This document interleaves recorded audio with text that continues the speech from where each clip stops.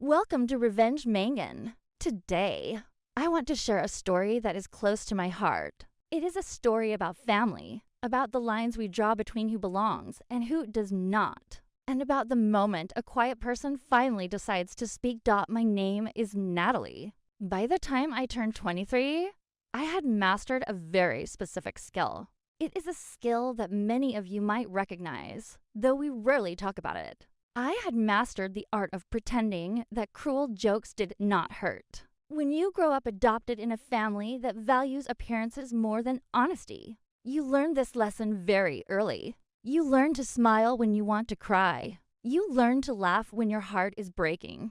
You learn to make yourself small so that others can feel big. Have you ever sat in a room full of people who are supposed to love you, yet felt completely and utterly alone? That is a feeling that stays with you. It settles in your bones like a cold winter draft that you just cannot shake off. This story begins on a night in San Francisco. It was a beautiful evening, the kind where the city lights reflect off the bay and everything looks like a painting. We were at a restaurant with chandeliers that glittered over crisp white tablecloths.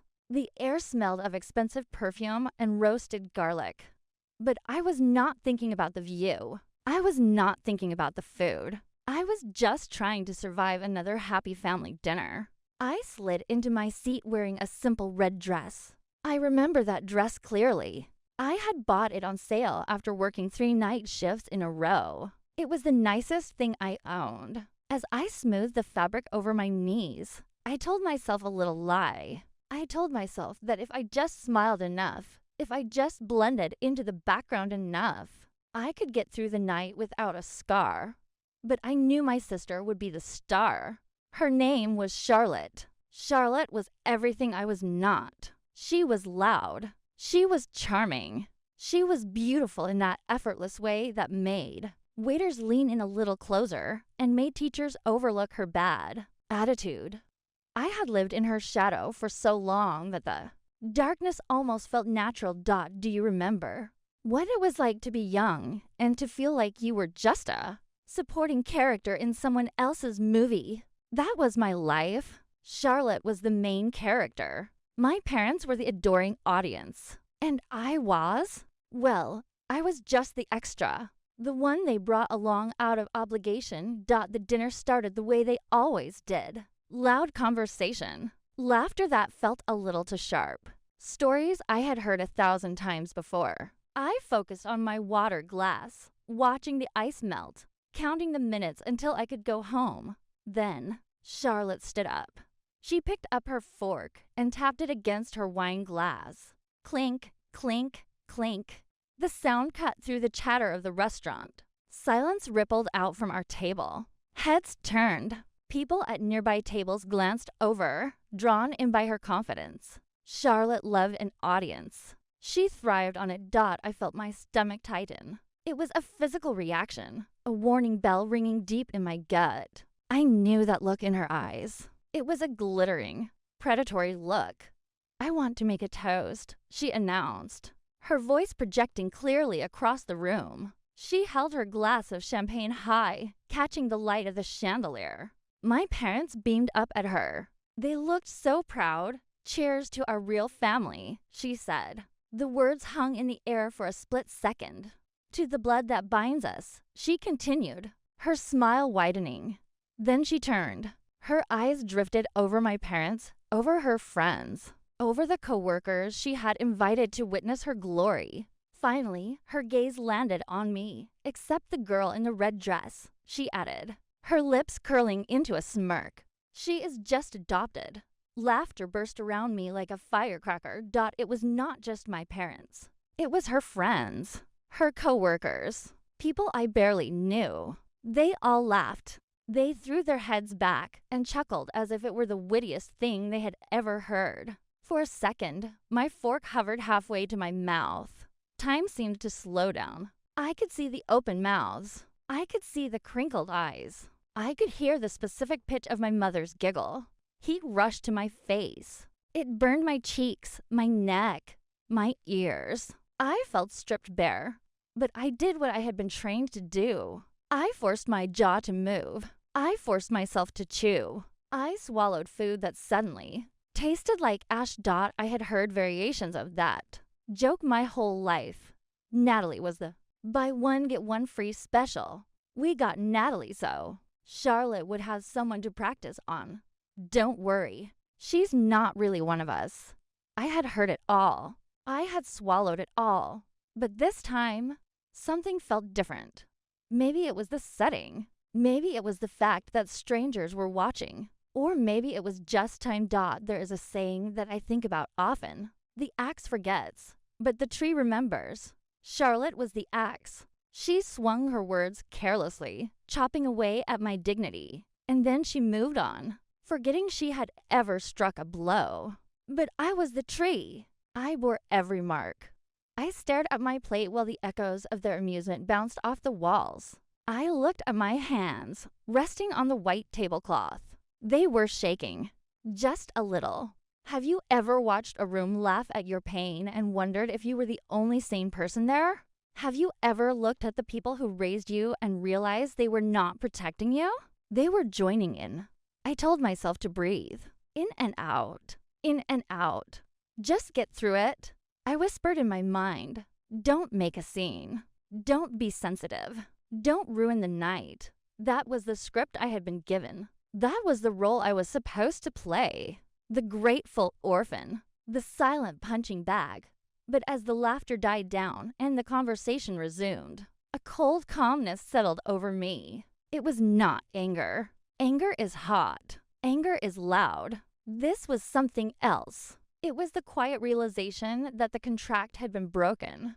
If I was not real family, then I did not owe them real loyalty. If I was just a joke, then I did not have to play by their rules. And just as that thought crossed my mind, I saw movement out of the corner of my eye. The restaurant manager was walking toward our table. He was a tall man, dressed in an immaculate suit, holding a black leather folder. He was not smiling. He approached our chaotic, loud, happy table with a professional stiffness. He stopped right next to Charlotte, who was still basking in the afterglow of her toast. "Excuse me," the manager said. His voice was polite, but there was an edge to it, a sharpness that cut through the noise. The table went quiet again. My mother looked up, expecting a compliment or perhaps a query about the wine. "I hope you have all enjoyed your evening," he said, his eyes scanning the group before resting briefly on me. "I just need to confirm something. Before we proceed," he opened the leather folder. "I need to confirm who will be settling the $5,000 bill. Tonight, $5,000. The number landed on the table like a heavy hammer. The silence that followed was not the respectful silence of a toast. It was the suffocating silence of shock. And in that silence, I looked up. I looked at Charlotte. Her smile faltered. The confidence drained out of her face like water from a cracked cup. And for the first time in my life, I did not look down. I did not shrink. I took a breath. And I waited. $5,000. The number hung in the air, heavy and suffocating. Have you ever noticed how quickly a celebration dies when money becomes the subject? One moment, there was laughter. There was the clinking of crystal glasses. There was the warm, arrogant glow of people who felt they were on top of the world. And in the next moment, there was only the cold, hard reality of a check that no one wanted to touch. The table went quiet. It was a complete stillness. Charlotte's smile, which had been so sharp and triumphant just seconds ago, faltered. Her eyes darted from the leather folder in the manager's hand to our parents, then back to the manager. The attention of the room shifted. It swung from me, the butt of the joke, to her, the person suddenly in the spotlight. My mother shifted in her seat. I knew that movement. It was her tell. She was uncomfortable. She was waiting for someone to fix it. Usually, that someone was me. She was waiting for me to make a self-deprecating joke, to smooth things over, to make everyone feel comfortable again.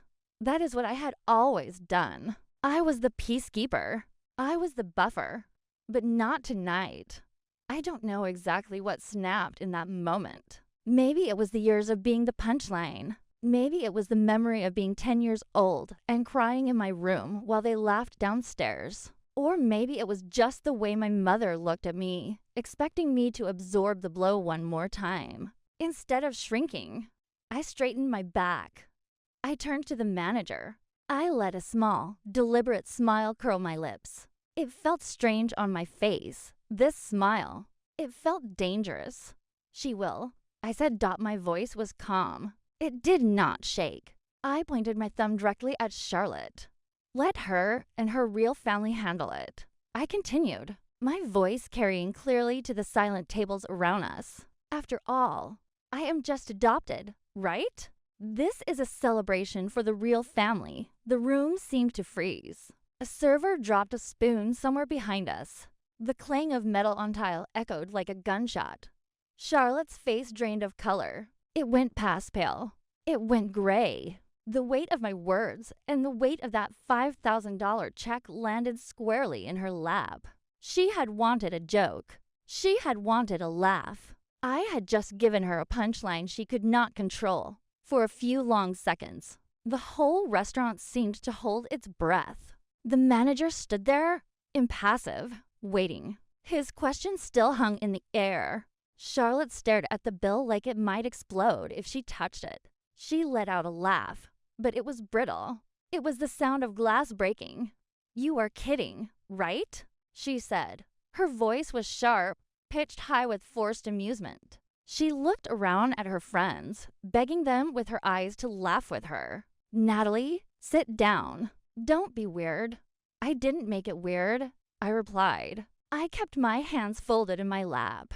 "You just toasted the real family. You made it very clear that I am not part of it. So, logically, it wouldn't make sense for the not real one to pay for a real family celebration. Would it? Logic is a funny thing. When you apply it to cruelty, it exposes the absurdity of the hate.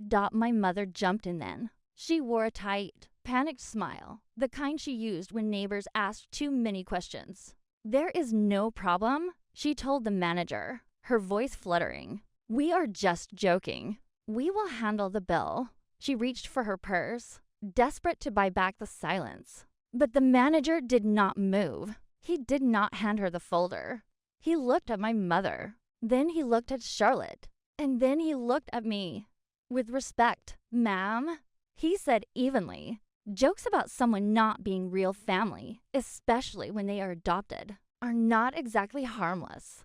His words hit the table harder than the bill had. "I just want to make sure everyone here is treated fairly," he added. His words burned. They burned more than Charlotte's toast because they made something very clear. A stranger, a man I had never met. A man who was just doing his job saw the problem faster than my own family ever had. He saw the cruelty for what it was. He did not call it teasing. He did not call it sisterly bonding. He called it what it was. Charlotte bristled. Her defenses went up. "We are fine," she insisted, her voice rising. "It is just how we joke." She shot me a look of warning, a look that said, "Get back in line." Right? Nat? The nickname sounded like a chain. Nat. It was what she called me when she wanted something. It was what she called me when she wanted to remind me of my place. I remembered being 8 years old. I was holding my school photo, so proud of my new haircut. Charlotte had laughed and said, "We should put that in a separate album." You know, before we got our real kid, everyone had laughed then. My parents had told me not to be so sensitive. "It's just a joke, Natalie. Don't be so dramatic." Tonight was just a bigger stage. Tonight was just a bigger bill. I looked at her. I looked at the fear in her eyes masked as anger. "If this is your idea of joking," I said slowly, "then we really do have different definitions of family." My father finally spoke. His eyes were hard. He did not look at Charlotte. He looked at me. Double quotes, "Natalie, you are making a scene." He muttered, "We can discuss this later." There it was. The old line. The classic maneuver. Discuss it later. Later meant never. Later meant in the car, where they could tell me I ruined the night. later meant behind closed doors, where my feelings could be dismissed without witnesses. It was my cue to shrink. It was my cue to apologize. It was my cue to swallow it all down and make myself small. But I was tired of being small. I shook my head. I am done being the scene you all laugh at.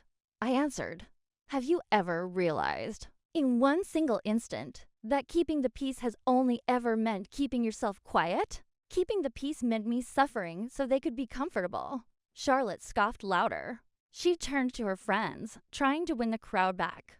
She is always like this, she told them, waving a hand at me dismissively. So dramatic about being adopted. We gave you a great life, Nat. You should be grateful instead of attacking me over a joke. There is that word again. Grateful. The weaponized word. The word they use to remind you that you are lucky to be allowed in the room. I met her gaze. I did not blink. Gratitude doesn't mean letting you use my adoption as a prop, I said. And it certainly doesn't mean paying the bill for a family I am reminded by you that I don't really belong to. The manager, sensing the shift, stepped closer. He made a decision. He placed the check firmly in front of Charlotte. I will give you a few minutes. He said, if you would like, we can split the bill by seat, but we won't let someone be singled out and then stuck with the cost. Then he walked away. He left the weight of his words on the table. Right there alongside the money dot, my mother leaned toward Charlotte, whispering urgently. Just pay it, she hissed. We will reimburse you later. Reimburse. That one word was the mask slipping off completely. Of course, they would quietly fix it later. They would make sure their golden child suffered as little as possible. They would keep everything looking perfect from the outside. Charlotte would not lose a dime. I would be the only one paying the emotional cost. No. I cut in dot, my mother froze. You laughed at me in public, I said. You can deal with the fallout in public, too. If you want to fix something, start by realizing I am not a joke. My father glared at me. His face was red, but for once, he did not tell me to apologize. He couldn't. Not here. Not with the eyes of the entire restaurant on us. Charlotte's friends shifted in their seats. Discomfort was written all over their faces. They looked at their expensive shoes. They looked at the ceiling. One of them, a woman named Sarah, murmured, Char. That toast was kind of harsh. I watched the realization flicker across my sister's features. For the first time, people were not automatically on her side. That night, the first crack in her perfect image didn't come from my anger. It came from her own words, finally catching up with her. The rest of the dinner felt like standing on a fault line. The earth had shifted, and we were all just waiting to see who would fall into the chasm. The rest of the dinner felt like standing on a fault line. You know that feeling when the air pressure drops right before a storm? When the birds stop singing and the wind holds its breath? That was our table. Dessert arrived, but it went untouched. A waiter placed a delicate chocolate souffle in the center of the table, his smile faltering as he sensed the radiation coming from us. Coffee cooled in cups that no one raised. The only thing moving freely was the tension, slipping from person to person like a contagious fever. Charlotte kept flipping the leather bill folder open and shut. Snap, snap, snap. It was a nervous tick. She looked at the numbers as if they might change if she clicked the folder enough times. As if she could make the $5,000 disappear through sheer force of will. Finally, she leaned across the table. Her voice was a hiss, low and venomous, meant only for me. You made me look horrible, she said between clenched teeth. My friends think I am some kind of monster now. I looked at her. I looked at the way her makeup was perfect, but her eyes were panicked. You did that yourself, I replied calmly. You did that when you raised the glass. It was a joke. She snapped, loud enough that my mother flinched. My father, who had been staring at the tablecloth as if it held the secrets of the universe, finally looked up. He was a man who valued peace above all else. He was a man who would usually pay any price to avoid a confrontation. But tonight, The price was too high, Charlotte, he said. His voice was weary. We can't pretend what you said was okay. You crossed a line. Charlotte stared at him. Her mouth fell open slightly. She looked at him like she didn't recognize him. So you are on her side now? She demanded. Her voice rose, shrill and accusing. All these years, I have been the one making you proud. I am the one who brings people together. And suddenly I am the villain because she can't take a joke? The word years hung in the air. It lit up a string of memories in my head. Like old Christmas lights that had been left in the attic too long, dusty, tangled, and dangerous. I remembered the credit card incident. I was 16. Charlotte was 18. She had maxed out my mother's emergency card on a designer handbag she absolutely needed for a party. When the bill came, she didn't hide the bag. She simply told my mother, with tears in her eyes, that I had stolen the card. She said I was acting out. She said I was jealous. And my mother believed her. I remembered standing in the kitchen, pleading my innocence, while my mother looked at me with disappointed eyes. We didn't raise you to be a thief, Natalie, she had said. I took the punishment. I took the shame. Because in our house, the biological daughter was the protagonist, and the adopted daughter was the plot twist. This isn't new, I said quietly to the table. The restaurant just made it harder to hide. My mother tried again. Her voice was shaky, vibrating with the desperate need to return to the status quo. We never meant to make you feel less, Natalie, she said, reaching for my hand but stopping halfway. We thought you understood. We thought you knew that we love you. I looked at her hand, hovering over the white tablecloth. Love doesn't sound like people laughing when I'm reminded I don't share your DNA. I cut in. Love doesn't leave me hanging out to dry so your image stays clean. I turned to my sister. Do you remember junior year? Do you remember Mom's credit card? Charlotte's eyes widened. She knew exactly what I was talking about. Shut up, she muttered. That has nothing to do with this. It has everything to do with this, I said. Because Mom believed you when you implied I was the one who used it. She lectured me on gratitude while you watched, wearing the bag you bought. I turned to my mother. You knew who really bought that bag, Mom. Deep down, you knew. But it was easier to believe the orphan was the troubled one, wasn't it? It fit the story better. My mother's face drained of color. She looked between us, the past finally colliding with the present. Charlotte, she whispered, is that true? For once, Charlotte didn't have a quick answer. She didn't have a witty comeback. Her silence was loud enough. Have you ever watched someone realize that their favorite story about themselves, that they are fair, that they are loving, that they are good doesn't match the evidence? It is a painful thing to witness. It is the death of an illusion. My father's voice hardened. He sat up straighter, regaining some of the authority he had lost earlier in the evening. We will talk about that later, he said, his eyes fixed on Charlotte. Right now, this bill needs to be paid, and respect needs to be restored.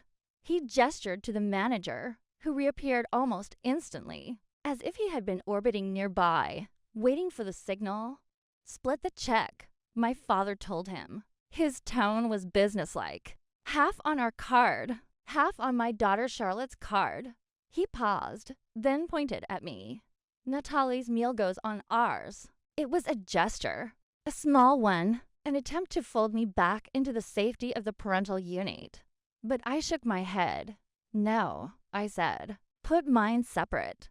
My mother frowned, confused. Natalie, you don't have to prove anything. We can cover it. I am not proving anything, I replied. I am just making it clear. I pulled my wallet out of my small clutch. My hands were steady now.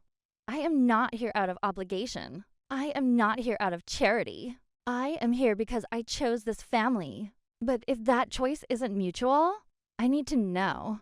I looked at the manager. I will pay for myself. The manager nodded. He didn't ask questions. He simply jotted down the notes and walked away to process the cards. Charlotte stared at me. There was fury in her expression, yes, but underneath the anger, there was something else, something like fear. For the first time, she couldn't twist the narrative. She couldn't spin this into dramatic adopted girl overreacts. People had seen. My parents had heard. A bill was being split. Consequences were being served. The manager returned with 3 receipt booklets. He placed one in front of my father, one in front of Charlotte, and one in front of me. I signed my name. The ink looked dark and permanent against the white paper. It felt like signing a Declaration of Independence. Charlotte signed hers with a violent scratch of the pen, ripping the paper slightly dot as we finally got up to leave. The sound of chairs scraping against the polished floors was harsh and loud. I realized this wasn't just the end of a bad dinner dot, it was the moment the old script began to burn. The script where I was quiet, where she was shining. Where my parents looked away, it was turning to ash right there on the table. Next to the empty wine glasses, we walked out of the restaurant in a single file line. My father led. My mother followed, her head down. Charlotte marched ahead, refusing to look at anyone, and I walked in the back. But as I stepped out into the cool San Francisco night, I didn't feel like I was trailing behind.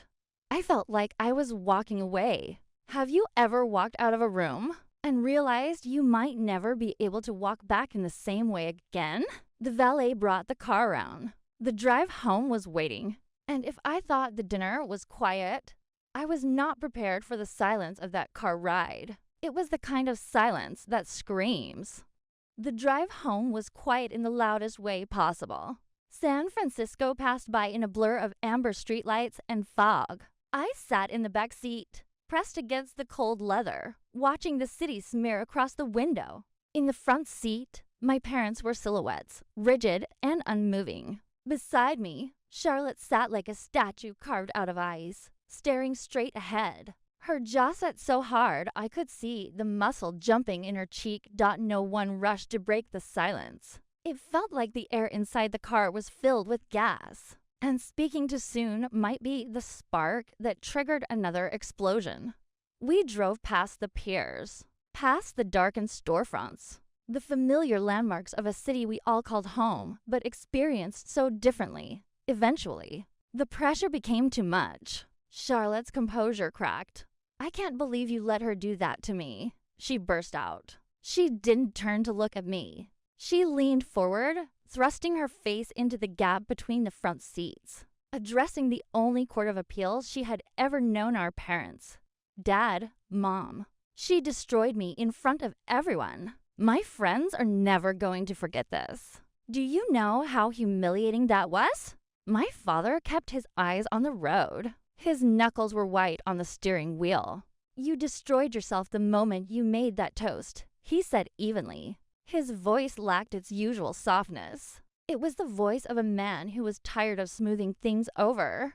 We laughed when we shouldn't have. "That is on us," he continued. "But you lit the match, Charlotte. It was a joke," she insisted, her voice rising to a pitch that hurt my ears. "They all know that." She turned it into some big trauma scene. She always does.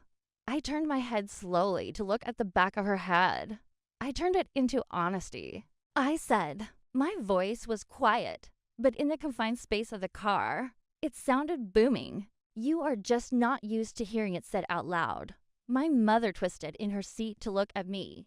Her face was pale in the passing headlights. "Natalie," she said, her tone pleading, "you could have talked to us at home. Calling your sister out like that, in front of strangers, in front of the manager. It embarrassed all of us." There it was embarrassment for my mother. The sin wasn't the cruelty. The sin was the audience. The sin was that the perfect picture frame had cracked where people could see it. "I have been talking," I said, feeling a wave of exhaustion wash over me. "I have been talking for years. You just called it being sensitive every time. Tonight was the first time anyone outside this family confirmed I wasn't crazy. Have you ever realized that sometimes the only way to be heard in your own family is to let strangers witness the truth with you? It is a sad realization. It means that the people who are supposed to know you best actually see the least. They see the version of you that fits their narrative, not the person you actually are. We rolled onto the bridge, the tires humming against the pavement. Below us, the dark water of the bay churned. My father cleared his throat. He signaled to change lanes, the clicking of the blinker counting down the seconds. When we adopted you, he said slowly, we promised the agency and ourselves that we would treat you no differently than a biological child. He paused. I thought loving you was enough. I thought if we just loved you, the rest would work itself out. I didn't see how easily we let the jokes slide because they didn't target us. He glanced in the rearview mirror, meeting my eyes for a brief second. That is on me, Natalie. I let you carry that weight alone because I didn't want to acknowledge it was there. His words made something in my chest ache. It was a dull, throbbing pain. I wanted to believe him. I wanted to lean into that apology and let it heal me. But apologies without change are just polished band-aids.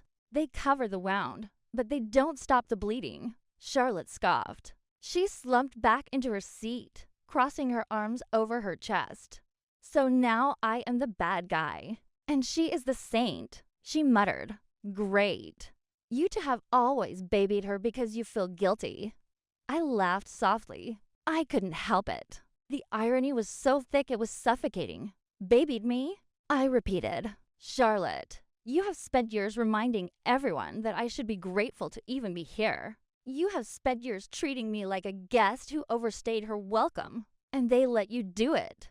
Because you are lucky. She snapped, turning to face me finally. Do you know where you would be if... Charlotte? My father's voice cracked like a whip. That is enough. The car fell silent again. But this silence was different. It wasn't the silence of avoidance. It was the silence of a battlefield after the first volley of shots has been fired. The lines were drawn. The positions were taken. When we finally pulled into the driveway, the house looked the same as it always did. The porch light was on, casting a warm, yellow glow on the front door. The rose bushes my mother tended to so carefully were blooming in the shadows. It looked like a home. But as the engine cut out, I wondered if it still was one. Charlotte flung her door open before the car had even fully stopped rocking. She stormed up the walkway, her heels clicking aggressively on the pavement, and disappeared inside without looking back. My parents moved slower. They unbuckled their seatbelts with heavy, tired movements. My mother looked at my father, waiting for a cue, but he just stared at the garage door. They got out, walking toward the house weighed down by everything unsaid. I stayed in the car. I sat there in the dark garage, listening to the ticking of the cooling engine. I stared at the door leading into the house. That house held every version of me. It held the hopeful little girl clutching an adoption folder. It held the teenager crying into her pillow. And now, it held the woman who had just publicly refused to beat the punchline. I pulled my phone out of my clutch. The screen lit up the darkness. There was a text from Oliver. Still alive? Need a recap later? Oliver was my best friend. He was the one person who knew the whole story, not just the edited version I showed the world. I typed back, yes, and yes. Tomorrow. His reply was instant. The 3 little dots appeared and disappeared before the message popped up. Tomorrow. Coffee on me. We will unpack it. I took a deep breath. Knowing I had somewhere to go tomorrow, someone who saw me clearly gave me the strength to open the car door. I stepped out. My red dress, the one I had put on with such anxiety just hours ago, felt different now. It didn't feel like a costume anymore. It felt like armor.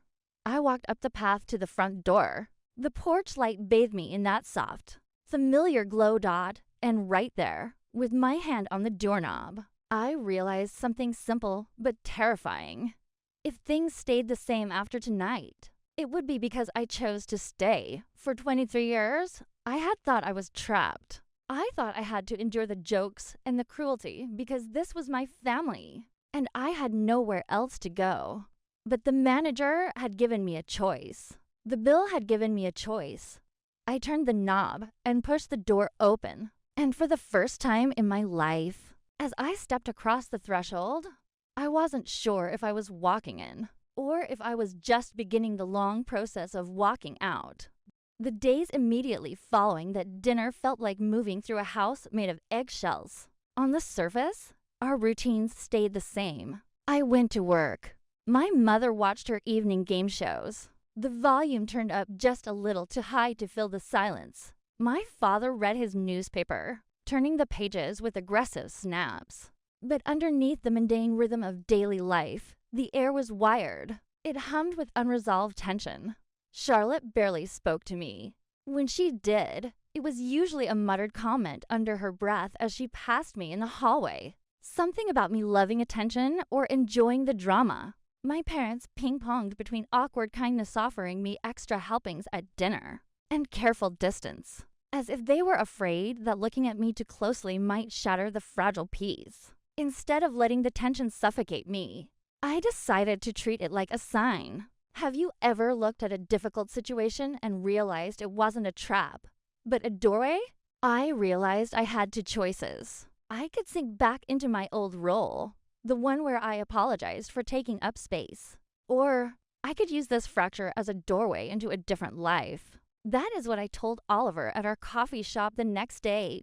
Oliver has been my friend since college. He is the kind of person who listens with his whole body, leaning in, his brow furrowed, absorbing every word. He sat across from me, his hands wrapped around a warm mug, as I recounted every detail. The toast, the manager, the split bill, the car ride. He didn't interrupt. He just let me pour it all out. I knew they were weird about your adoption, he said slowly, after I finally finished. But that wasn't just weird, Natalie. That was systematic. I looked at him, feeling a lump form in my throat. Systematic? Yes, he said. It's like they got used to you being the butt of the joke. It became the family culture, and you allowed it because you thought it was the price of admission. Exactly, I whispered. And now that I pushed back, they act like I detonated a bomb. Oliver shook his head. Maybe you did, he replied. But maybe that bomb needed to go off. He pulled a pen out of his pocket and grabbed a paper napkin from the dispenser. Okay, he said, flattening the napkin on the table. We need a strategy. You can't stay in that house if nothing changes. You need a plan. He wrote the number 1. Step 1, emotional boundaries. You stop reacting to their script. He wrote the number 2. Step 2, financial and physical independence. He looked up at me. Can you afford to move out? Realistically, I hesitated. I had been saving for years, squirreling away money from every paycheck, dreaming of a someday that never seemed to arrive. San Francisco is expensive, but I did the math in my head. If I was careful, if I lived simply. Yes, I said. Barely, but yes. Good, Oliver said, circling the number. Then start planning as if you are leaving. Even if you don't move for months, knowing you can will change how you carry yourself in that house. Have you ever realized that the moment you acknowledge an exit exists, the cage loses some of its power? It is a profound shift. Suddenly, you are not a prisoner. You are a volunteer, and volunteers can resign. Step 3, Oliver wrote. Decide what type of relationship you want once you are not trapped. I stared at the napkin. It looked so simple in blue ink. You make it sound so structured, I said. It feels so messy. It has to be structured, he said firmly. If you go into this raw, acting only on emotion, you will either explode or you will fold. Neither helps you. You need to be the CEO of your own life right now. I took that napkin home with me. I put it in my pocket like a talisman. That evening, I sent a text to Charlotte. Meet me at the park tomorrow at 6. No audience. Just as her reply came an hour later. I don't owe you anything, but fine. The next day, under a pale, overcast sky, I walked to the park near our house. It was a place where we used to play as kids. I could hear the distant sound of children shouting on the swings. A stark contrast to the heavy feeling in my chest. Charlotte was waiting on a bench. She was wearing large sunglasses, even though there was no sun. She sat with her arms crossed, her legs crossed, her whole body a knot of defensiveness. "Say what you need to say," she snapped as I approached. "I have plans." I sat on the other end of the bench. I didn't look at her. I looked at a large oak tree in the distance. "So do I?" I answered. "And my plans don't include letting you use my adoption as your favorite bit anymore." I took a deep breath. "I am looking for apartments, Charlotte. I am serious about moving out. I am done being the grateful outsider who takes whatever scraps of respect you feel like giving." She turned her head sharply. She stared at me like I had announced I was moving to Mars. "You would really leave over a joke?" She demanded. "You are going to break up the family over one dinner?" "It wasn't one dinner," I corrected her gently. "It was a lifetime of them. It was over being reminded, again and again, that I am not real. It was over you using my adoption to elevate yourself." I finally turned to face her. "I love you," I said, "but I love myself enough to stop letting you hurt me." Her shoulders dropped a fraction. The bravado slipped. "I don't know how to stop," she admitted quietly, her voice barely a whisper. It's just how it has always been. It's how we talk." "Then learn," I said. "Start with this. No more real family comments. No more charity case jokes. And if you mess up, own it instead of telling me I am desensitive." I stood up. "Whether I live here or not, that is the bare minimum if you want me in your life." It wasn't a dramatic shouting match. It wasn't like the movies. It was cleaner, sharper. It was a line drawn in the dirt between us. Whether she stepped over it or not would be on her. The days after our park conversation blurred together, but they carried a different flavor than the days before. It was like I had finally flipped a hidden switch. Once I had said out loud that I was leaving, the house changed. Every corner looked less like a home and more like a museum of a life I had outgrown. I started quietly packing pieces of myself away. I bought cardboard boxes and kept them hidden in my closet. Late at night, when the house was asleep, I would fill them old notebooks from college. Framed photos I actually liked, the ones where I wasn't being pushed to the side. Small tokens that reminded me of who I was outside of the adopted one. Each object I slipped into a box felt like reclaiming a fragment of my story. Have you ever packed up a room and felt like you were packing up a version of yourself you no longer needed to be? It is a quiet, holy work. Meanwhile, the tension with Charlotte didn't vanish. It just mutated. Instead of open jabs, she resorted to icy silence. She stopped making eye contact, but she also stopped the jokes. However, the resentment was still there, bubbling under the surface. One afternoon, I walked into the kitchen and found my mother and Charlotte whispering. They stopped abruptly when they saw me. "She thinks she is too good for us now," I heard Charlotte say just before I fully entered the room. "Just wait. She will come crawling back when real life hits." I walked to the fridge. I took out a bottle of water. My heart hammered in my chest, but I forced my hands to be steady. I decided not to pretend I hadn't heard. "Real life already hit," I said calmly, twisting off the cap. I turned to look at them. "It hit every time you called me a guest in my own family." Charlotte spun around, her eyes flashing. "There you go again," she snapped, turning everything into some trauma story. "Not everything is about your adoption, Natalie. You are the one who keeps bringing it up." I reminded her. In every fight, in every joke, in every toast. If you are tired of hearing about it, imagine how tired I am of living it. She rolled her eyes dramatically. "You are unbelievable." My mother stepped in then. She wiped her hands on a dish towel, her face pinched with anxiety. She was trying to play peacemaker, just like always. "Girls, please," she said. "Can we just have one day without arguing?" She looked at me, then at Charlotte. "Your father wants us all to sit down this weekend. He wants to talk calmly. He thinks a family meeting will help." A family meeting. The phrase alone made my stomach tighten. It sounded official. It sounded like an intervention. Usually, family meetings in our house were about logistics, vacations, schedules, or they were about correcting behavior, usually mine. Fine, I said. But I am not going to that meeting just to hear why I should be less sensitive. If we are doing this, we are doing it honestly. Honestly, Charlotte muttered under her breath. You just want another stage. I looked at her. I looked at the sister I had spent my whole life trying to please. You want honesty? I asked. Let's do it in reverse. Let's start from the end and work backward. She frowned. What are you talking about? I'm talking about how every joke you made didn't start as a joke, I said. It started as a decision. I took a sip of water. Saturday, I said. We can talk on Saturday. I walked out of the kitchen, leaving them standing there in the silence I had created. I went back to my room, pulled a box out of the closet, and placed a stack of books inside dot tape. Seal, stack. With every box, I was building a staircase out of there.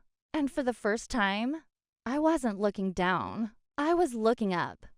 Have you ever rewound your past in your head and realized that all the little harmless comments were actually scenes in a long, cruel movie you never agreed to star in? It is a jarring experience. It is like looking at a photo album you have seen 1,000 times, but suddenly noticing a shadow in the background of every single picture.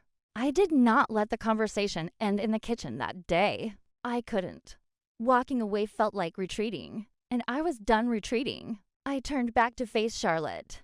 You want to know what I mean by decisions? I asked. The kitchen was quiet. The refrigerator hummed. My mother was freezing by the sink, clutching her dish towel like a lifeline. Let's look at the evidence, I said, my voice steady. The last time you called me a charity case was 3 months ago at Aunt Linda's barbecue. Do you remember? Charlotte crossed her arms. She looked away, staring at a magnet on the fridge. You were handing out drinks. I continued, and you said, loud enough for everyone to hear, we literally saved you, Nat. The least you can do is bring the sodas. I watched her face. I saw a flicker of recognition. Everyone laughed, I said. And when I went inside to get more eyes, you followed me. Do you remember what you said then? She didn't answer. You said, don't make this a big deal, Natalie. It's just a joke. But that wasn't spontaneous, Charlotte. That wasn't a slip of the tongue. That was you testing the waters. That was you checking to see if I would still take it. Images flickered in my mind. They didn't come in chronological order. They came in emotional order. The deepest cuts rose to the surface first. Then there was the time in high school, I said. My mother winced. She looked down at the floor tiles as if she wanted them to open up and swallow the room. You told your friends that when I misbehaved, Mom threatened to return me to the agency, I said. Your friends thought it was hilarious. I stood there and pretended I did, too, because I wanted them to like me. I wanted you to like me. I took a step closer. Later that night, I heard you telling Mom through the thin walls. You said I was being moody and that maybe it was a biological thing from my real parents. The memory was sharp. I remembered lying in my bed, staring at the ceiling, wondering if my blood was flawed, wondering if my DNA carried some secret defect that made me unlovable. Natalie, my mother whispered. I didn't know you heard that. I heard everything. I said softly. I always heard everything. I looked at Charlotte. The defiance in her posture was fading. She looked smaller. I am not saying this to hurt you, I said. I am saying this because if we are going to pretend this all came out of nowhere at that restaurant, we are lying to ourselves. Charlotte's bravado finally cracked. She shifted her weight, looking uncomfortable in her own skin. I was a kid, she muttered. We both were. We are not kids now, I replied. And the fact that you still toast to real family tells me you never really grew out of it.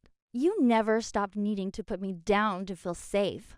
My mother rubbed her forehead. She looked exhausted. She looked like a woman who had spent years ignoring a leak in the roof, only to find her house flooded.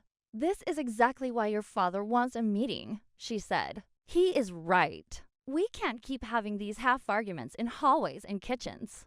She looked at both of us, her eyes tired and red-rimmed. "Saturday," she said firmly. "Living room. All of us. No yelling. No walking away. We are going to put this all on the table." I thought of walking away right then. I thought of packing my car, driving until the gas ran out, and never coming back until after Saturday just to prove I didn't need their permission to exist. But something deeper held me in place. Maybe, just maybe, finally laying everything out would not only strip Charlotte of her unchallenged power, but also force my parents to see the cost of their silence. They needed to see the bill. That night, I texted Oliver. "Family meeting Saturday." His reply came a minute later. "It might get ugly. But ugly is where the truth tends to show up." He added another message. "Remember your plan.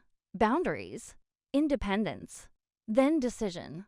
Don't let them rewrite this." As Saturday crept closer, I kept packing. I wasn't sure if I would move out next week, next month, or 6 months from now. But every packed box was a promise to myself. I wasn't stuck anymore. If this meeting turned into another session of "don't rock the boat," I was ready to step off the boat altogether and swim. Saturday arrived with a gray, overcast sky that made the house feel heavier than usual. The light coming through the windows was flat and dull. I woke up from my alarm. Nerves were buzzing under my skin like static electricity. I sat on the edge of my bed, staring at the half-packed boxes lining the wall. This meeting could change everything, or it could confirm that nothing would ever change. Either way, I knew one thing for sure. I was not leaving that living room the same person who walked into it. I dressed carefully. Jeans, a clean white shirt, no armor this time. Just me. When I walked downstairs, the house was eerily quiet. My parents had set up the living room like it was neutral territory. The coffee table was cleared of magazines and remotes. The TV was off. The usual background noise of news or sports was replaced by an uneasy, thick quiet. Charlotte was already on the couch. She sat with her arms crossed, her leg bouncing impatiently. She didn't look up when I entered. My father stood by the window, his hands deep in his pockets, looking out at the gray street. My mother was ranging mugs of tea on the table like they were peace offerings. Chamomile. Soothing. I took a seat in the armchair opposite Charlotte. I refused to shrink into the corner. I sat upright, my feet flat on the floor. "Thank you all for coming," my father began. He turned from the window. He sounded formal, more like a mediator than a dad. "I know things have been tense since the dinner," he said. I let out a small, humorless breath. "That is one word for it," I said. "It was humiliating," Charlotte cut in, speaking for the first time. "My friends still ask me what happened. They think we are crazy." My father looked at her. "They probably think that because they watched you toast to real family, while excluding your sister," he said. Charlotte blinked. She was caught off guard by his directness. She was used to him softening the blow. "That is what they will remember," he added. "Not the bill. They will remember the cruelty." My mother cleared her throat nervously. She sat down on the edge of the sofa, between us, but slightly back. "We are not here to point fingers," she said quickly. "We are here to listen, truly listen." She turned to me. "Natalie, since you have been the one most hurt, would you like to start?" The question landed on me. It felt like a weight and a release at the same time. I looked at the three of them. My father, the avoider. My mother, the enabler. My sister, the aggressor. And me, the one who had finally decided to stop reading the script. I took a deep breath. "This isn't just about one dinner," I began. "It is about a pattern," I said, my voice filling the quiet room. "For years, I have been treated like the extra, the one you saved, the one who should be grateful, the one whose place at this table always felt conditional."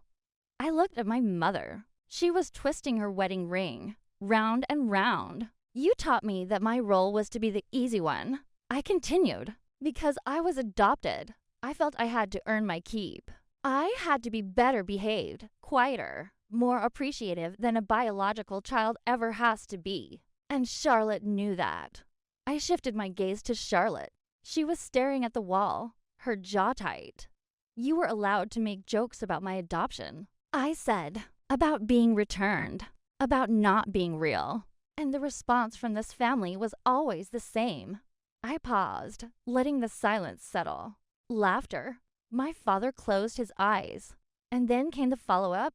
I added, Natalie, don't be so sensitive. Natalie, can't you take a joke? I leaned forward. That combination taught me something, whether you meant it to or not. It taught me that my pain was acceptable collateral for your comfort. It taught me that keeping the peace was more important than keeping me safe. My mother's eyes glistened. She looked like she was seeing a stranger, or perhaps seeing her daughter clearly for the first time in decades. At that restaurant, I said, you didn't just joke, Charlotte. You raised a glass. You told a room full of strangers that I wasn't part of the real family. Charlotte opened her mouth to interrupt, but I held up a hand. And when everyone laughed, I realized something. I realized I could either keep swallowing this poison forever, or I could finally stand up and spit it out. I took a breath. My hands were trembling slightly, but I kept them clasped in my lap. Even if my voice shook, I said softly, I chose to stand up. Have you ever felt your whole life narrowing down to one single decision? Have you ever stood at a crossroads where one path means staying quiet and staying small, and the other path means speaking up and risking breaking everything you know? It is a terrifying place to stand, but it is also the only place where you can find out who you really are. My father sat down then. He sank into the sofa next to my mother, leaning forward with his elbows on his knees, burying his face in his hands. You are right, he said. His voice was muffled, thick with emotion. He looked up. His eyes were wet. We let it go on too long, he admitted. I let it go on too long. He looked at me, and the regret in his face was raw. When we adopted you, Natalie, I thought loving you was enough. I thought if we just loved you, the rest would take care of itself. I didn't realize how much work it would take to protect you from casual cruelty, even inside our own home. He glanced at Charlotte, and I failed at that. I failed to draw the line. Charlotte's eyes widened. She looked panicked. Her allies were crumbling. Her narrative was falling apart. So, I am just a monster now? She demanded, her voice rising. Is that it? I am the villain. You are the saint. And Mom and Dad are the clueless bystanders? She stood up, pacing the small space between the coffee table and the window. If that is the story you hear, that is on you. I replied, keeping my voice even. I am not asking you to make me the saint, Charlotte. I am asking you to stop making me the punchline. My mother reached out for Charlotte's hand as she passed, but Charlotte pulled away. You don't get it, Charlotte shouted. Her composure finally shattered. Tears spilled over, wrecking her mascara. You don't get it at all. Then tell us, my father said sternly. Help us get it. Charlotte stopped pacing. She looked at me, and for the first time, I saw something other than disdain. I saw desperation. Do you have any idea what it was like when they brought you home? She asked, her voice wobbling. I was 5 years old, she said, and suddenly, there was you, and everyone made such a big deal about it. Oh, you are such good people for adopting, the neighbors said. What a generous thing to do, the teachers said. She wiped her face angrily. They praised Mom and Dad constantly. And you were the symbol of their goodness. You were the walking proof that they were saints. She laughed bitterly. I felt like I had to be perfect just to compete. I felt like if I wasn't the smartest, or the prettiest, or the funniest, I would disappear behind the halo of the golden deed of adoption. The room went silent. I had never thought about it that way. I had always seen myself as the intruder, the one lucky to be there. I never realized that to her. I was the monument to our parents' virtua monument that cast a long shadow. So yeah, I made jokes, she admitted, her voice dropping to a whisper. I leaned into it. I told myself if I made it a running gag if I pointed out that you weren't real family, then I was in control. It meant I still had a place that was just mine.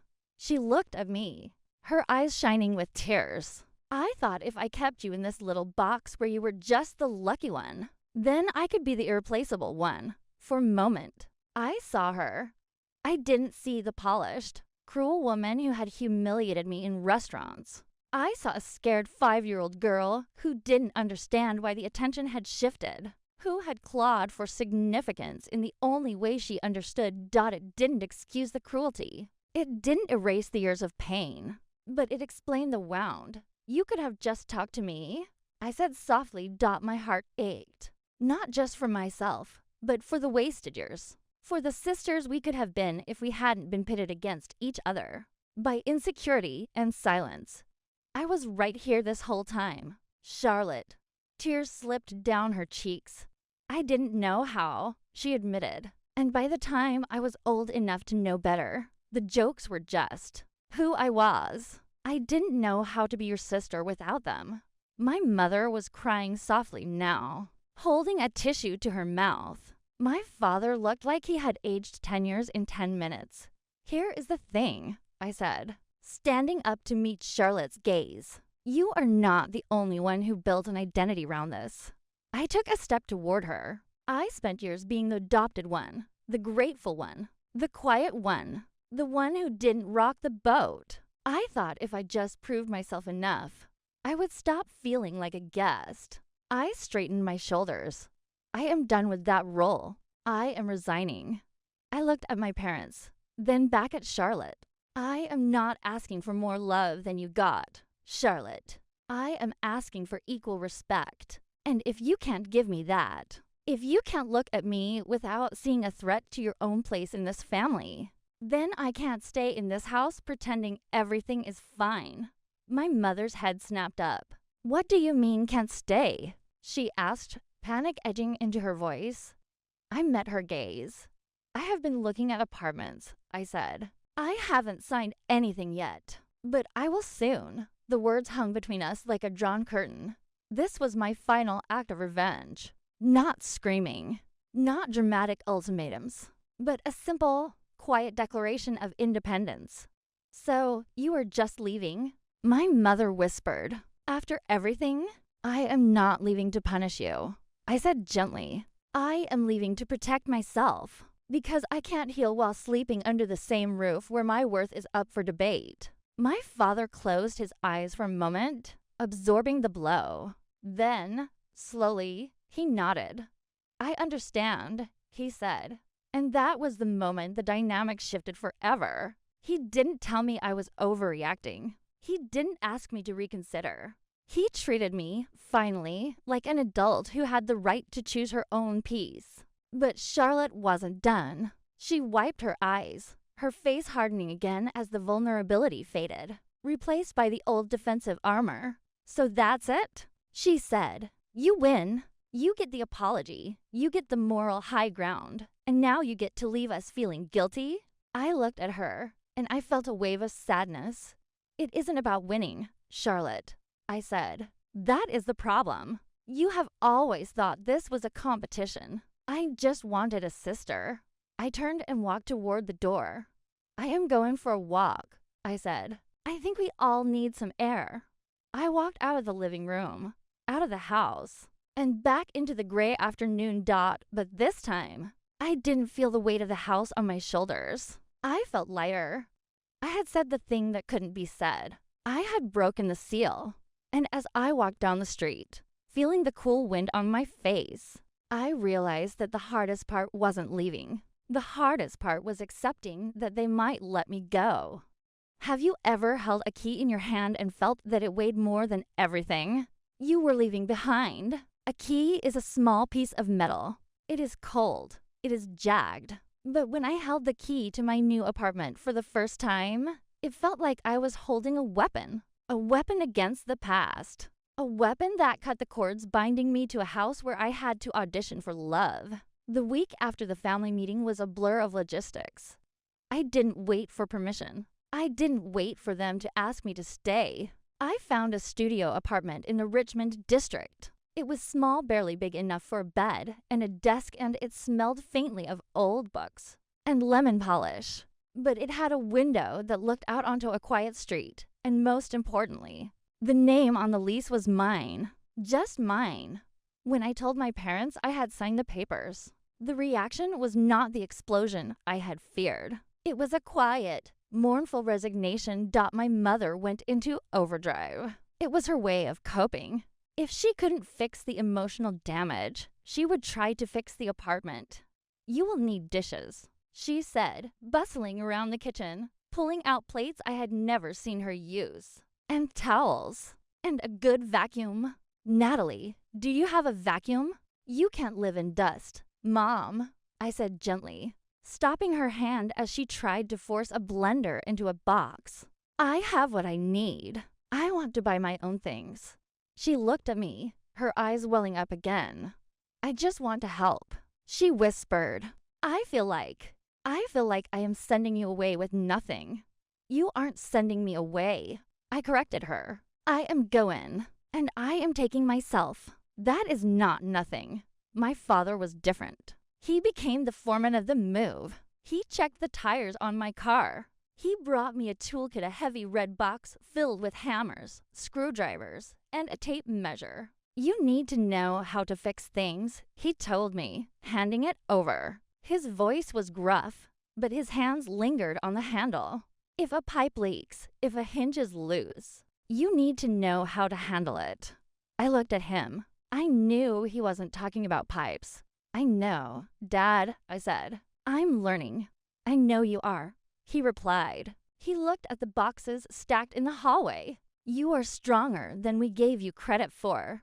I am sorry it took you leaving for us to see that." It was a good apology. It was clean. It didn't ask for forgiveness. It just acknowledged the failure. I accepted it with a nod, and then there was Charlotte. For 3 days, she avoided me completely. She stayed in her room or left the house before I woke up.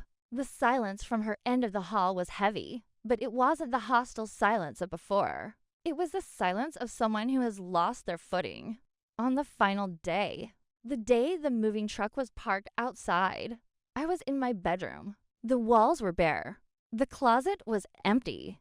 The room echoed, stripping away the softness of childhood. I was sealing the last box of my books when I felt eyes on me.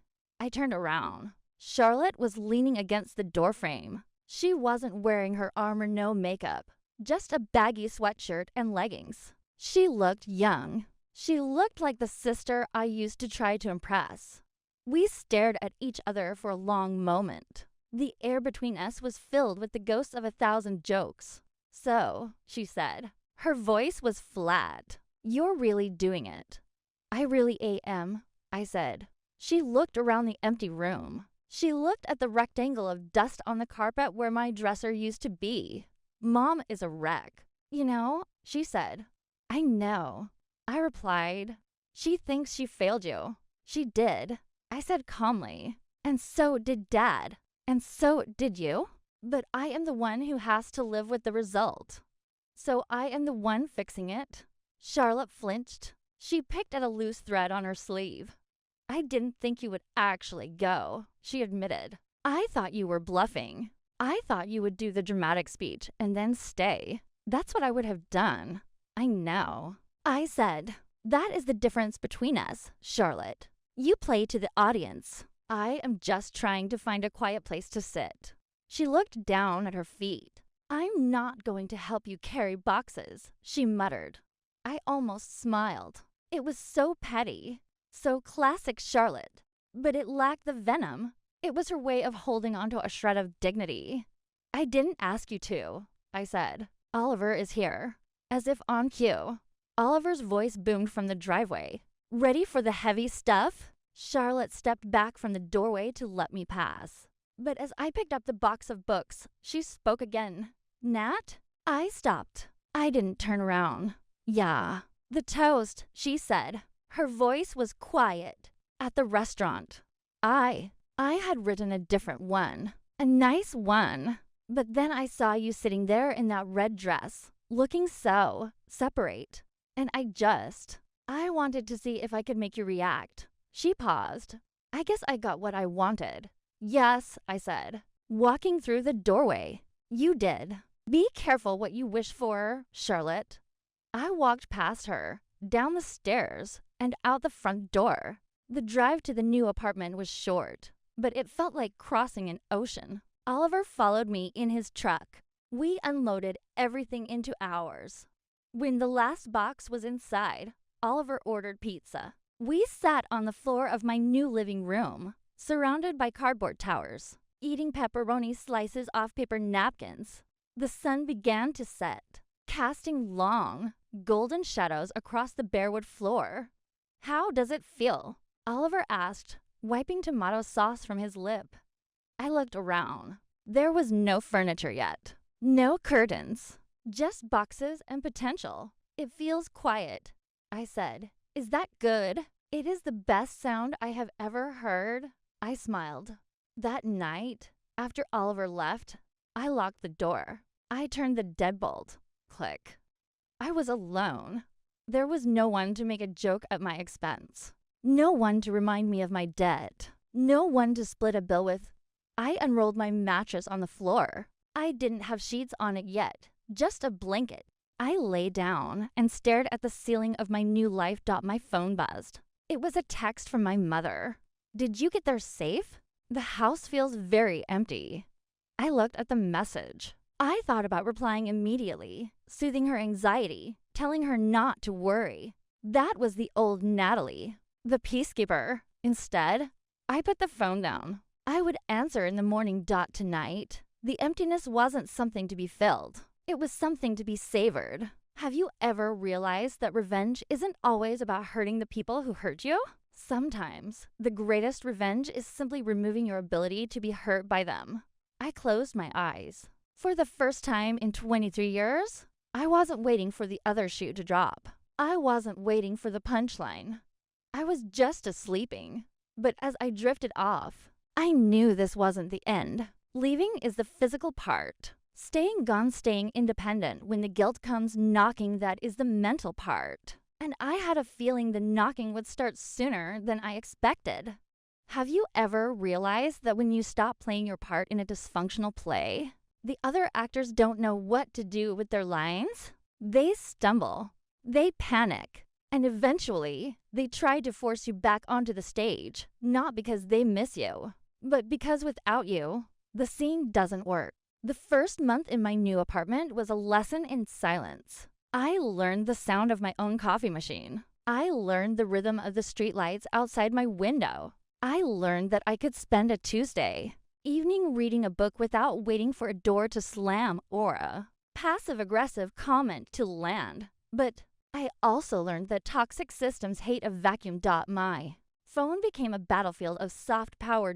It started with my mother. She didn't text about the fight. She texted about the mundane, trying to weave me back into the daily fabric of the house. The hydrangeas are blooming early this year.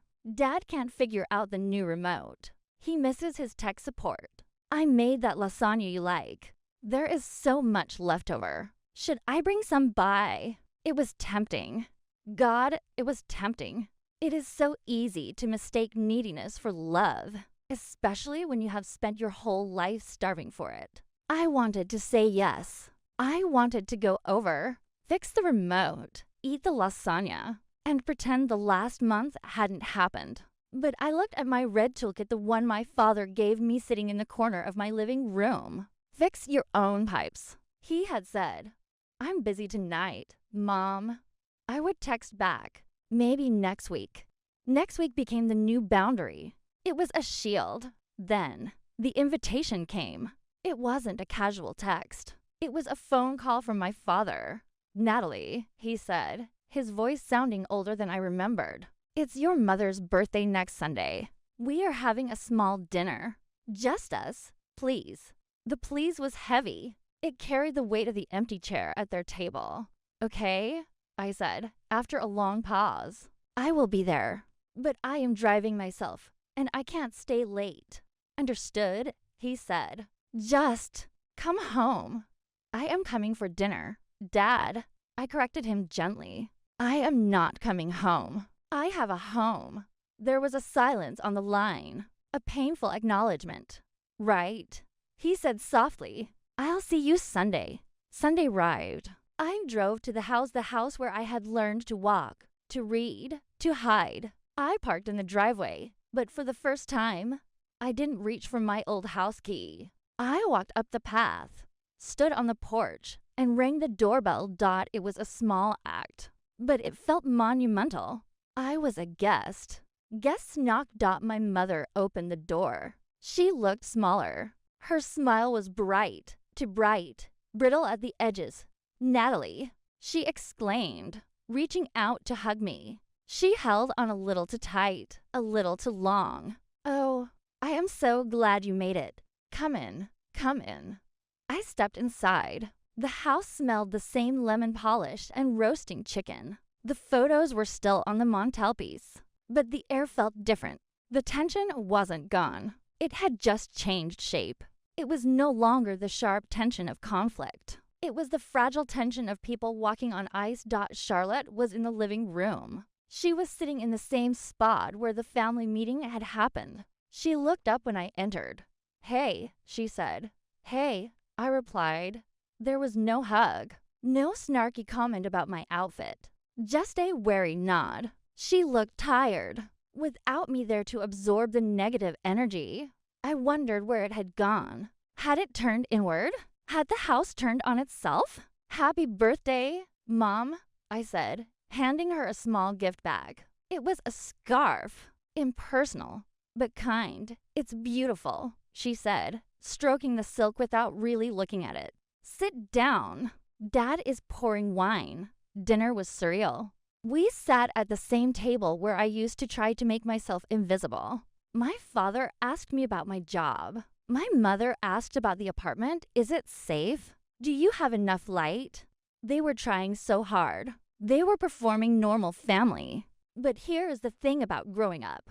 Once you see the strings, you can't unsee them. I watched them. I watched my mother anxiously filling water glasses before they were empty. I watched my father checking the window, avoiding eye contact with Charlotte. I watched Charlotte pushing her food around her plate, looking bored and lonely. I realized with a jolt of clarity, they are miserable. Without the adopted daughter drama to focus on, without a scapegoat to unite them or distract them. They were just three people with nothing in common but a shared address and a history of avoidance. I wasn't the problem. I was the glue. And now the glue was gone. So, Charlotte said suddenly, breaking the polite silence. She looked at me across the table. Is it great? Living alone? My mother froze, her fork halfway to her mouth. She was terrified of a fight. I looked at Charlotte. I didn't see a trap. I saw genuine curiosity. It's quiet, I said honestly. Sometimes it's lonely, but it's mine. I don't have to wonder if I belong there. Charlotte nodded slowly. It's boring here, she admitted. Mom watches TV, Dad reads. No one talks. We talk. My mother protested, her voice high. We are talking right now. We are talking because she's here, Charlotte said, pointing her fork at me. When she leaves, it's just quiet. She looked down at her plate. I think I might apply to that art program in New York. She mumbled. My father dropped his napkin. New York, he said. Charlotte, that's very far away. Yeah, well, Charlotte shrugged. Maybe I need to find my own apartment. Apparently, it's the thing to do. She shot me a look. It wasn't a glare. It was almost respectful. I smiled, a real smile. You should, I said. You're good enough to get in. Charlotte blinked. She looked surprised. She was so used to me being the defensive victim that she didn't know how to handle me. Being the supportive peer. Thanks, she muttered. The rest of the dinner passed without incident. No toasts, no bills. Just the awkward, clunky machinery of a family trying to learn a new language. When it was time to leave, my mother walked me to the door. "You will come back?" she asked. "For Christmas? It's only a few months away." She looked at me with those pleading eyes. The eyes that used to make me fold. The eyes that used to make me say, "Of course, Mom. Whatever you want."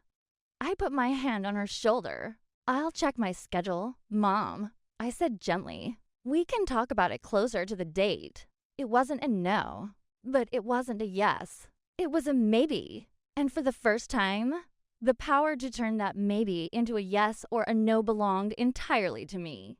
I walked to my car. The night air was cool. I unlocked the door and sat in the driver's seat. I looked back at the house. The porch light was on. I could see my parents' silhouettes in the window, and Charlotte's shadow moving in her room upstairs. I felt a pang of sadness. I loved them. I would always love them. But I realized as I put the key in the ignition that I had outgrown that house. It was too small for the person I was becoming. I wasn't the adopted daughter anymore. I wasn't the punchline. I was just Natalie. And Natalie had her own dishes to wash, her own bills to pay, and her own life to build. I drove away. I didn't look in the rearview mirror. When I got back to my apartment, I unlocked my door and stepped into the dark. I didn't turn on the light immediately. I just stood there, breathing in the silence. It wasn't empty. It was full of space. Space to breathe. Space to grow. Space to be. But as I stood there, I knew there was one last thing I needed to do to truly close the chapter. One final conversation. Not with them, but with the person who had helped me find the exit. I picked up my phone and dialed Oliver. "Hey." He answered on the first ring. "Did you survive?" "I did more than survive," I said, leaning against my closed door. "I visited. And I realized something." I said, "I realized that you don't have to burn the bridge to stop crossing it. You just have to build a better destination on your side." Deep, Oliver laughed. "So, what now?" "Now," I said, looking at the blank canvas of my living room. "Now, the real story begins. Goodbye and see you in the next video." Wait, no. That is not the end. That is just the end of the escape. The final part. The final part is about what you build in the ruins. Because revenge is sweet, but freedom is nourishing. And I was finally ready to eat. Have you ever heard the saying, "The best revenge is living well"? It sounds like a cliche. It sounds like something you read on a greeting card or hear in a movie where everything wraps up with a neat little bow. But living well isn't about expensive cars or flashy vacations. It isn't about posting photos to prove you are happy. Living well is quieter than that. Living well is waking up on a Saturday morning and not feeling a knot of dread in your stomach. It is making a pot of coffee and knowing that the only expectations you have to meet today are your own. It is the peace of an empty room that doesn't feel lonely, but feels full of possibility. It has been 1 year since that dinner in San Francisco. 1 year since the toast. 1 year since the bill. 1 year since I packed my life into cardboard boxes and walked out the door. A lot can happen in a year. My apartment is no longer a box of echoes. It has rugs now. It has a bookshelf overflowing with novels. It has a table where I host my own dinners where no one is the punchline. And everyone pays their own share because they respect each other. And my family, they are still there. They are still in that big house with the rose bushes and the polished floors. But the dynamic has shifted permanently. Charlotte did apply to that art program in New York. She got in. She moved 3 months ago. Before she left, she came to see me. She stood in my living room, looking at the life I had built, and she looked small. The arrogance was gone. The need to belittle me to make herself feel big had evaporated, leaving behind a young woman who was terrified of starting over. "I'm scared," she told me, sitting on my secondhand sofa. "I know," I said. "It is scary to be real." "Do you think Do you think we can ever be actual sisters? She asked. Not just the real one and the adopted one? I looked at her. I thought about the years of cruelty. I thought about the jokes. I thought about the scars that were still healing. I think we can be friends, I said honestly. But we have to build it from scratch. The old foundation is gone. She nodded. She accepted that. And when she left for New York, I hugged her. It wasn't a tight hug. It wasn't a lie. It was a beginning dot. As for my parents, we have settled into a polite, distant rhythm. I see them once a month. We talk about the weather. We talk about work. We talk about everything except the things that matter. They are still waiting for me to come back. They are still waiting for the old Natalie, the one who fixed everything, the one who absorbed their anxiety to walk through the door. But she doesn't exist anymore. Have you ever looked at an old photograph of yourself and realized you don't recognize the person in the picture? I look at photos of myself from that dinner, and I see a ghost. I see a girl who was begging for permission to exist. Today. I don't need permission. Last week, I went back to that restaurant, the one with the chandeliers and the view of the bay. I went with Oliver. We sat at a small table by the window, far away from the long table where my family had sat. The manager was still there. He recognized me. He walked over, a flicker of surprise in his eyes. "Good to see you again," he said. He didn't mention the bill. He didn't mention the scene. But there was a nod of respect. "It is good to be back," I said, and it was. I ordered the same wine Charlotte had toasted with. But this time, I raised the glass to myself. "To the real family," Oliver said, clinking his glass against mine. "The one we choose." "To the one we choose," I repeated. The wine tasted sweet. It tasted like victory. This is the quiet truth I want to leave you with today. Revenge isn't about making the other person suffer. Suffering is easy. Anyone can cause suffering. Revenge, true, deep, lasting revenge is about refusing to suffer any longer. It is about looking at the people who told you that you were worthless, or secondary, or not real, and showing them that their opinion of you has no currency in your new life.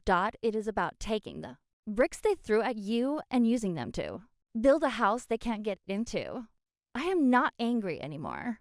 Anger is a tether. It ties you to the person who hurt you. I cut that tether the night I paid my own bill.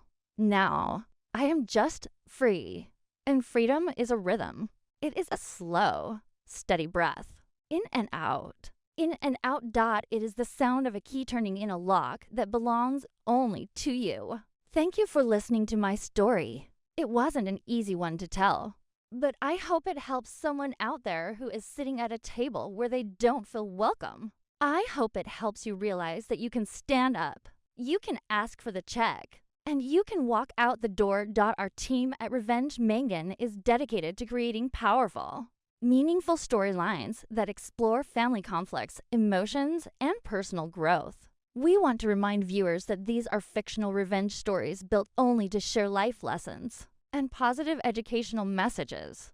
This script highlights the importance of self-worth, healthy boundaries, and speaking up against emotional abuse, even when it comes from family. It encourages viewers to reflect on how jokes and casual comments can deeply hurt others, especially within family stories and family drama sisters dynamics. Through the main character's journey, the story promotes empathy, respect, and the courage to choose healing over silence, making it not just a revenge story, but a valuable educational experience. Goodbye, and see you in the next video.